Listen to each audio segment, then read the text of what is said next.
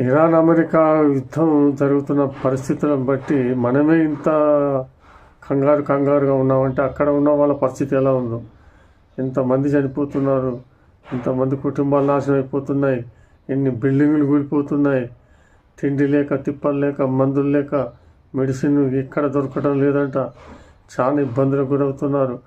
Gulf countries మొత్తం ఆగం ఉన్నాయి. దుబాయ్ మొత్తం బంద్ అయినట్టే ఉంది.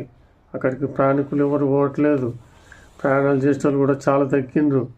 ఈ వాతావరణం ఎన్ని రోజులు ఉంటుందో ఏమో తెలియదు, కానీ అక్కడ ఇంత ఘోరంగా పరిస్థితులు ఉంటే ఆ పరిస్థితి తగ్గట్టు మన దగ్గర కూడా పెట్రోల్ బంకులు, డీజిల్కు, గ్యాస్కు ఎంత కొరత అంటున్నారు. గవర్నమెంట్ ఇది లేదు కొరత అని చెప్పినా కూడా జనాలు ఎగబడిపోతున్నారు. ఇది ఎన్ని రోజులు పడుతుందో, ఇది ఎప్పుడు కూత పడుతుందో తెలియదు. ఈ పరిస్థితులు ఇలాగే ఉంటే లాక్డౌన్ తలపిస్తుంది చూస్తుంటే వాతావరణం.